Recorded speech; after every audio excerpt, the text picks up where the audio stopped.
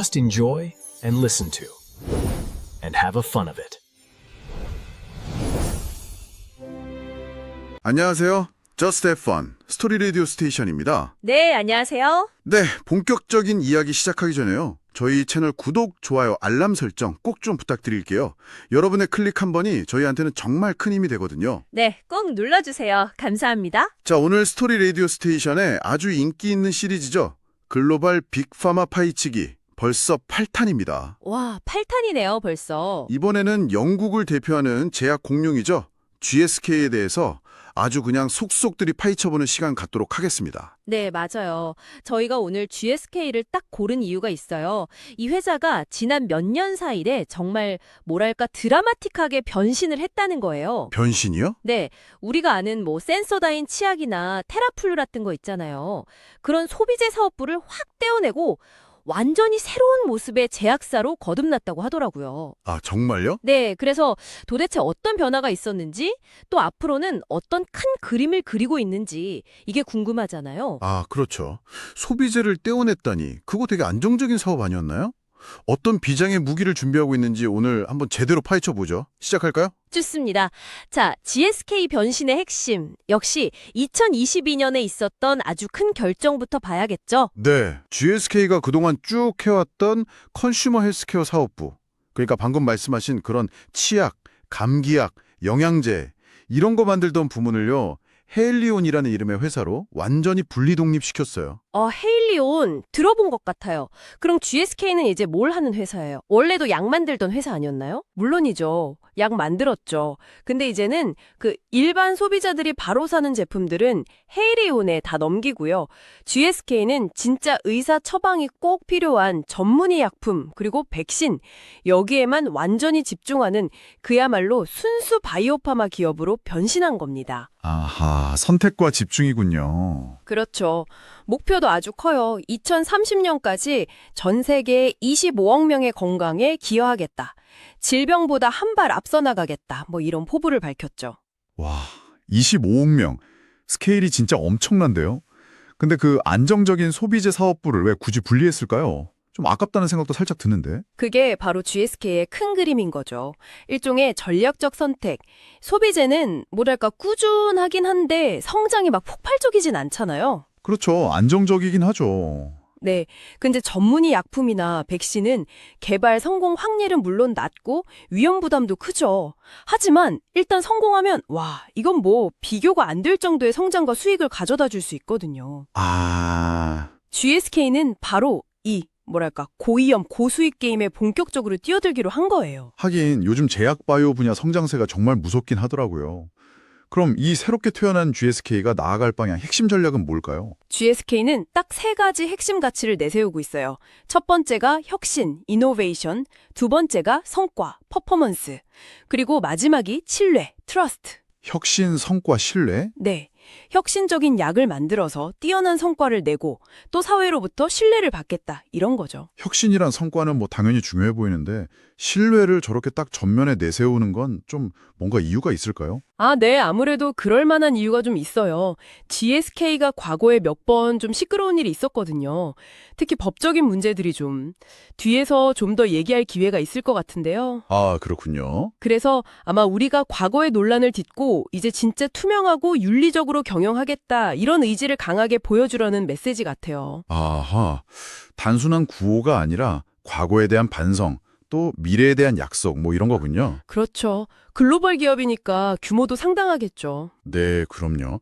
전 세계 75개 나라에 지사가 있고요. 직원이 약 6만 8천 명, 생산 공장만 해도 37곳이나 된다고 합니다. 이야, 6만 8천 명, 진짜 대단한 규모네요. 이런 큰 회사를 움직이는 엔진은 역시 R&D, 연구개발일 텐데요. 어디에 좀 집중하고 있나요? 맞습니다. GSK 연구개발의 핵심 키워드는요. 면역학이랑 인간 유전학이에요. 면역학, 유전학. 네. 우리 몸의 면역 시스템을 깊이 이해하고 또 유전자 정보를 활용해서 새로운 치료법을 찾는 데 아주 집중하고 있어요. 이걸 바탕으로 크게 4가지 질병 분야의 연구 역량을 쏟아붓고 있습니다. 4가지의 핵심 분야요? 구체적으로 어떤 거죠? 첫째는 호흡기 질환이나 자가 면역 질환 같은 면역학 관련 질병들이고요. 둘째는 역시 빠질 수 없죠. 항암제, 종양학 분야. 셋째는 HIV, 그러니까 에이즈 바이러스 치료 분야인데 이건 VV 헬스케어라는 사회사를 통해서 아주 전문적으로 다루고 있어요. 아, VV 헬스케어. 네. 그리고 마지막 넷째는 다양한 감염성 질환 분야입니다. 그렇군요. 이렇게 딱 집중 분야를 정해서 연구 개발에 투자하는 돈은 어느 정도나 되나요? 와, 이게 정말 놀라운데요. 2023년 한 해에만 R&D에 무려 64억 파운드를 쏟아부었어요. 64억 파운드요. 우리 돈으로 하면 얼마죠? 이게 한화로 대략 11조 원 정도 됩니다. 어마어마하죠. 11조 원. 와, 진짜 상상을 초월하는 액수인데요. 우리나라 정부 R&D 예산이 상당 부분 아닌가요, 거의? 그만큼 신약 개발에 진짜 모든 걸 걸었다 이런 뜻이겠죠? 그렇죠. 그럼 지금 개발 중인 약들, 파이프라인 현황은 좀 어떤가요? 뭔가 기대할 만한 게 있나요? 네, 현재 총 71개의 신약 후보 물질, 그러니까 파이프라인 자산을 개발 중인데요. 이게 중요한데 이 중에서 무려 19개가 마지막 임상 단계인 3상 시험 중이거나 이미 판매 허가를 신청한 상태예요. 오, 19개나요? 네, 이건 곧 시장에 나올 가능성이 높은 신약들이 꽤 많다는 아주 긍정적인 신호죠. 와, 거의 문턱까지 와 있는 게 19개라니. 이거 정말 기대되는데요? 미래 목표는 더 공격적이라고 들었어요. 맞아요. 단기적으로는 내년 2025년까지 5개의 주요 신약이나 백신 승인을 목표로 하고 있고요. 장기적으로는 2025년부터 2031년까지 연 매출 20억 파운드, 우리 돈으로 약 3조 4천억 원 이상을 벌어들일 걸로 기대되는 초대형 신약, 흔히 블록버스터라고 하잖아요. 네네, 블록버스터. 그런 블록버스터급 약이나 백신을 무려 14개나 출시하겠다는 목표를 세웠어요. 14개요? 6년 동안? 네. 단순 계산하면 매년 최소 2개의 블록버스터를 내놓겠다는 건데 정말 야심찬 계획이죠. 이야, 매년 블록버스터 2개라. 진짜 자신감이 대단하네요. 이게 정말 가능할지, Good evening, and welcome to the Story Radio Station, where we explore tales from around the world. 소비재 사업부를 딱 떼어내고 전문의약품과 백신에 집중하는 바이오파마 기업으로 변신한 이야기, 그리고 막대한 R&D 투자와 그 야심찬 미래 파이프라인에 대해서 알아봤습니다. 네, 2부에서는 그럼 GSK를 실제로 이렇게 딱 먹여 살리는 핵심 기술은 과연 무엇인지, 그리고 이렇게 밝아 보이는 성장 전망 뒤에 혹시 우리가 놓치고 있는 그림자나 위험 요소는 없는지 좀 더 깊숙이 한번 들여다보겠습니다. 좋습니다. 그럼 GSK의 핵심 기술, 그중에서도 역시 GSK 하면 딱 떠오르는 거, 백신 이야기부터 시작해 볼까요? 아, 맞아요. 저도 대상포진 걸렸을 때 GSK 백신 맞았어요. 그 싱그릭스라고 효과 좋다고 하던데요. 네, 유명하죠. 그리고 최근에는 어르신들 많이 맞는 호흡기 세포 융합 바이러스, 줄여서 RSV라고 하죠. 그 백신 RXV도 나왔잖아요. 근데 이 백신들이 유독 효과가 강력하다고 하던데 비결이 있나요? 네, 바로 AS01이라는 GSK만의 독자적인 기술 덕분입니다. 이게 뭐냐면 면역 증강제, 에듀저번트 시스템이에요. 면역 증강제요. 이름만 들어도 뭔가 힘이 느껴지는데 그게 정확히 뭐 하는 건가요? 아주 쉽게 말하면요. 백신 효과를 몇 배로 뻥튀게 해주는 특급 도우미 같은 거예요. 아하, 부스터군요, 부스터. 그렇죠. 백신 자체도 물론 중요하지만 이 면역 증강제가 우리 몸의 면역 시스템을 더 강하게 자극해서 훨씬 강력하고 오래가는 항체를 만들도록 도와주는 거죠. 뭐랄까, 운동할 때 옆에서 코치님이 더 막 이렇게 외쳐주는 것처럼요. 아, 비유가 확 와닿네요. 그럼 GSK의 AS01은 다른 회사들 것보다 뭐가 그렇게 특별한 거예요? AS11은 MPL과 QS21이라는 두 가지 특별한 성분이 들어있는데요.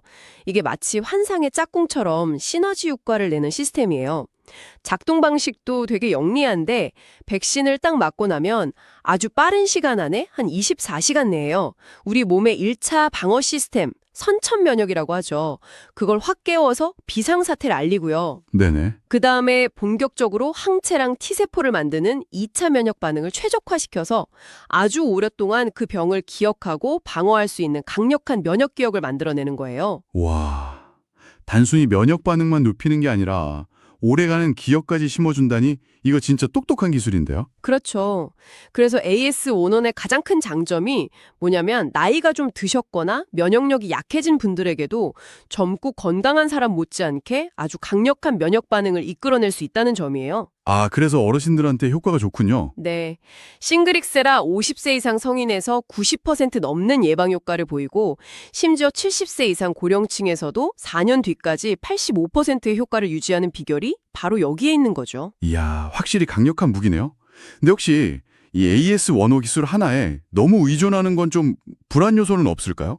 만약에 경쟁사가 더 좋은 걸 만들거나 아니면 AS1호 자체에 뭐 문제가 생기면 좀 타격이 클 것 같은데요? 아, 정말 날카로운 지적이세요. 맞아요. 어떤 기술이든 100% 영원한 우위라는 건 없겠죠. AS1호는 분명 GSK 백신의 핵심 경쟁력이지만 여기에 대한 의존도가 높은 건 잠재적인 리스크가 될 수 있어요. 그렇죠.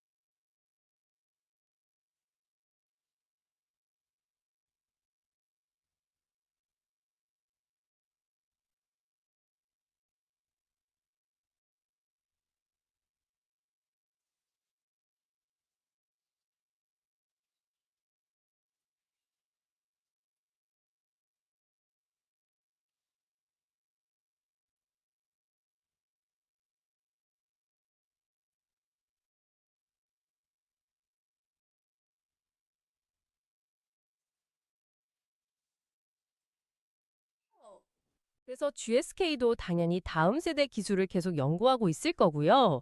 다행히 최근에는 좋은 소식도 있었어요. RXB, 그 RSV 백신이랑 싱그릭스, 대상포진 백신을 동시에 맞아도 각각의 효과가 잘 유지된다는 임상 결과가 나왔거든요. 오, 동시 접종이요? 네, 이게 상용화되면 어르신들이 병원에 2번 가실 필요 없이 한 번에 2가지 중요한 백신을 맞을 수 있으니까 접종 편의성이 정말 크게 좋아질 걸로 기대돼요. 야, 그건 진짜 반가운 소식이네요. 자, 백신 말고 GSK의 또 다른 핵심 성장 동력은 뭘까요? 바로 HIV 치료제 분야입니다. 일부에서 잠깐 말씀드렸던 바이브 헬스케어라는 자회사가 이 분야를 이끌고 있는데요. 바이브는 GSK가 대주주이긴 하지만 미국의 화이자, 그리고 일본의 시오노기 제약도 같이 참여하고 있어요. 말 그대로 HIV 분야의 글로벌 드림팀이라고 할 수 있죠. HIV 치료제 드림팀이라 바이브는 어떤 전략으로 시장을 공략하고 있나요? 바이브의 핵심은 인스티, 인테그라제 억제제라는 계열의 약물이에요. 인스티가 뭐냐면 인테그라제 가닥 전이 억제제의 약자인데 너무 어렵죠. 네, 좀 어려운데요. 쉽게 말하면요. HIV 바이러스가 우리 몸 세포 안에서 자기 자신을 복제할 때 꼭 필요한 통합효소라는 도구가 있어요. 그 도구의 작동을 딱 막아버리는 거예요. 아하, 복제 도구를 그냥 못 쓰게 만드는 거군요. 그렇죠. 복제 도구를 빼앗아 버리니까 바이러스가 더 이상 증식하기 어려워지는 거죠. 이해가 되네요.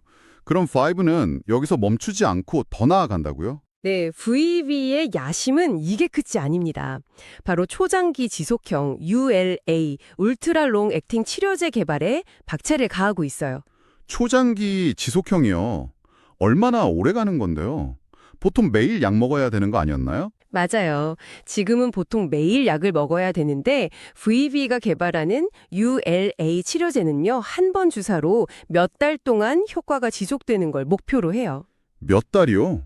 와, 네, 예를 들어서 BNABS, 광범위 중화 항체라고 다양한 HIV 변종에도 효과적인 항체 기술이나 바이러스 껍질이 만들어지는 걸 막는 캡시드 억제제 같은 최신 기술들을 기존 약물과 잘 결합해서 투여 횟수를 획기적으로 줄이는 거죠. 어쩌면 나중에는 환자 스스로 집에서 몇 달에 한 번씩 주사하는 것도 가능해질지 몰라요. 야, 매일 약 먹는 부담감에서 해방될 수 있다면 HIV 감염인들의 삶의 질이 정말 완전히 달라지겠네요. 이건 진짜 게임 체인저가 될 수도 있겠어요. 그렇죠. 만약에 이 ULA 주사제 개발과 상용화에 성공한다면 VB는 앞으로 10년 이상 HIV 치료하고 예방하는 시장에서 정말 독보적인 위치를 차지할 가능성이 매우 높다고 봐요. 와, 정말 대단한 기술 혁신이에요. 백신부터 HIV 치료제까지 GSK의 미래 먹거리가 아주 탄탄해 보입니다. 하지만 아까 잠깐 얘기 나왔던 신뢰 문제, 이렇게 빛나는 기술력 뒤에 숨겨진 그림자는 없을까요? 네, 안타깝지만 그 부분을 좀 짚고 넘어가야 할 것 같아요. GSK에게는 반복되는 대규모 법적 소송 문제가 마치 뭐랄까 아픈 손가락처럼 계속 따라다니고 있습니다. 법적 소송이요? 어떤 일들이 있었는데요? 가장 좀 충격적이었던 사건은 2012년에 미국 법무부 DOJ하고 합의했던 건데요. 그때 GSK가 무려 30억 달러, 우리 돈으로 약 4조 원이 넘는 어마어마한 벌금을 내기로 합의했어요. 4조 원이요? 네. 이게 그때까지 미국 역사상 헬스케어 분야에서 가장 큰 규모의 사기 합의금이었어요. 세상에, 도대체 뭘 그렇게 잘못했길래 벌금이 4조나? 크게 두 가지 문제였는데요. 하나는 항우울제 팍시라고 웰부트린을 FDA 승인받지 않은 용도, 그러니까 허가 외의 사용으로 의사들한테 홍보하고 불법 판매한 혐의였고요. 아, 다른 하나는 당뇨병 치료제 아반디아라는 약이 있었는데 이게 심각한 심혈관계 부작용 위험이 있다는 안전성 데이터를 규제 당국에 제대로 보고하지 않고 숨겼다는 혐의였어요. 약의 용도를 속여서 팔거나 위험 정보를 숨기거나 이건 제약사로서 진짜 해서는 안 될 일들인데요. 그런데 이게 끝이 아니라고요? 네, 안타깝게도 최근까지도 대형 소송이 계속되고 있어요. 바로 잔탁 소송입니다. 예전에 아주 유명했던 위장약 있잖아요. 잔팍. 그 주성분인 라니티딘에서 NDMA라는 바람 추정 물질이 검출됐다는 논란이 일면서 시작된 집단 소송이에요. 이게 GSK의 최근 재무 실적에도 직접적인 타격을 줬습니다. 재무 실적이요? 어느 정도였는데요?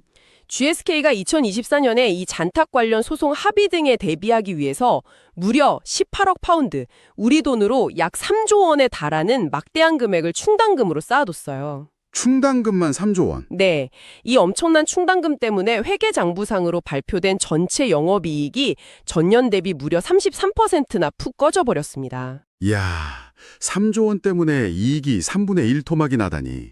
소송 규모가 정말 상상 이상이네요. 합의는 좀 되고 있나요, 그래도? 그나마 좀 다행인 소식은요. 최근 미국 델라웨어주 법원에 제기됐던 약 8만 건의 소송에 대해서는 최대 22억 달러, 이것도 우리 돈으로 약 3조 원 정도 되는데 이 규모로 합의가 진행 중이라는 거예요. 이게 마무리되면 해당 주 소송의 90% 이상이 해결되는 셈이죠. 아, 그래도 상당 부분 해결의 실마리는 찾은 거네요. 그렇긴 하지만 아직 완전히 안심하기엔 좀 일러요. 연방법원에 계류 중인 소송만 해도 2,000건이 넘었고요. 다른 주에서도 소송이 계속 진행 중이거든요. 아직도 많네요. 네, 그래서 일각에서는 이런 대형 법적 문제가 자꾸 반복되는 게 GSK에게 그냥 단순한 악재가 아니라 뭔가 기업 문화나 시스템 차원의 구조적인 문제가 있는 거 아니냐, 뭐 이런 의문을 제기하기도 해요. 하긴 한두 번도 아니고 이렇게 큰 규모의 소송이 계속 터지면 그런 의심을 살 만도 하겠네요. GSK도 이런 시선을 당연히 의식하고 있겠죠. 네, 물론이죠. 아까 말한 신뢰를 핵심 가치로 내건 만큼 내부적으로 윤리 기준을 강화하려고 노력은 하고 있어요. 예를 들어서 스피크업이라는 내부 고발 시스템을 운영해서 직원들이 불이익 걱정 없이 문제를 제기할 수 있게 하고 또 모든 직원을 대상으로 매년 윤리 교육을 의무적으로 실시하는 등 뭔가 변화하려는 모습은 보이고 있습니다. 이게 정말 실질적인 효과로 이어질지는 좀 더 지켜봐야겠죠. 네, 부디 보여주기식 노력이 아니길 바라야겠네요. 자, 그럼 마지막으로 GSK의 2024년 실제 성적표, 재무 성과를 좀 더 자세히 들여다볼까요? 잔탁 때문에 이익이 줄었다고는 했는데 매출 자체는 괜찮았나요? 네, 매출 성적은 좋았습니다. 2024년 총 매출액이 314억 파운드, 우리 돈으로 약 53조 원을 기록했고요. 환율 변동 효과를 빼면 전년 대비 7% 성장한 아주 탄탄한 실적이에요. 오, 매출은 꾸준히 성장했군요. 어느 분야가 성장을 이끌었나요? 역시 선택과 집중의 효과가 나타난 건가요? 정확합니다. 가장 빛난 건 역시 전략적으로 집중하고 있는 전문의약품 부문이었어요. 매출이 118억 파운드, 우리 돈으로 한 20조 원 정도 되는데 무려 19%나 급성장했습니다. 와, 19% 성장. 네, 헤일리온 분사 효과가 제대로 나타나고 있다는 증거죠. 일반 의약품도 6% 성장하면서 선방했고요. 다만 백신 부문은 전년 대비 한 4% 정도 소폭 감소했는데 이건 출시 시기나 연구에 따라 일시적인 영향일 수 있습니다. 전문의학품 성장세가 정말 인상적이네요. 그럼 아까 말씀하신 이익 감소는 정말 잔탁 충당금 영향이 전부인가요? 실제 사업은 잘 되고 있는 거 맞죠? 네, 여기서 바로 이익의 두 얼굴을 보셔야 해요. 회계 기준 IFRS에 따라서 보고된 총 영업이익 (Total Operating Profit은) 40억 파운드, 약 6조 8천억 원으로 잔탁 충당금 18억 파운드 때문에 전년 대비 33% 감소한 게 맞아요. 네, 그건 아까 들었고요. 다른 얼굴은 뭔가요? 네, GSK는 투자자들을 위해서 핵심 영업이익 (Core Operating Profit이라는 수치도 따로 발표하는데요. 이건 잔탁 충당금처럼 뭔가 특수하거나 일회성 비용을 싹 빼고 순수하게 사업 운영을 통해서 벌어들인 이익을 보여주는 지표예요. 아하. 이 핵심 영업이익은 91억 파운드, 약 15조 5천억 원으로 오히려 전년 대비 11%나 성장했습니다. 특히 코로나 관련 제품 매출을 제외하면 무려 13%나 성장했어요. 아, 그러니까 회계장부상으로는 소송 비용 때문에 이익이 크게 줄어든 것처럼 보이지만 실제 사업 자체의 기초 체력, 펀더멘털은 오히려 더 튼튼해지고 있다. 이런 얘기군요. 투자자 입장에서는 이 두 숫자를 다 꼼꼼히 봐야겠네요. 맞습니다. 그리고 미래를 위한 투자도 멈추지 않고 있어요.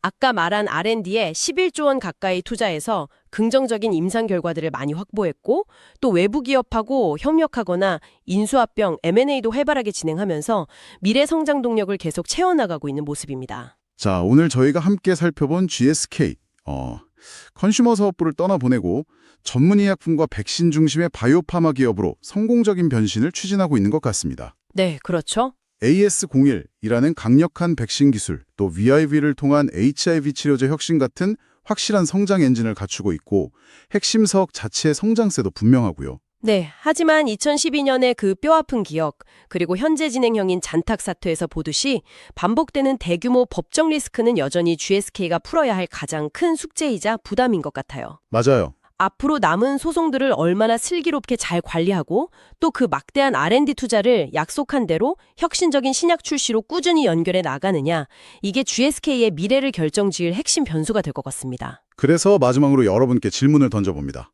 과연 GSK는 과거의 그 어두운 그림자를 완전히 떨쳐내고 야심차게 내건 파이프라인 목표들을 달성하면서 지속적인 성장의 날개를 펼 수 있을까요? 아니면 또 다른 법정 리스크가 발목을 잡게 될까요? 여러분의 생각은 어떠신가요? 네, 오늘 저희가 준비한 이야기는 여기까지입니다. 스토리 라디오 스테이션과 함께 영국의 제약거인 GSK에 대해서 깊이 알아보는 시간, 유익하고 즐거우셨을기를 바랍니다. 끝으로 다시 한번 저희에게 비타민 같은 응원을 보내주세요. 구독, 좋아요, 알람 설정 꼭 부탁드립니다. 감사합니다. 감사합니다. 다음 주에 더 재미있고 유익한 이야기로 돌아오겠습니다.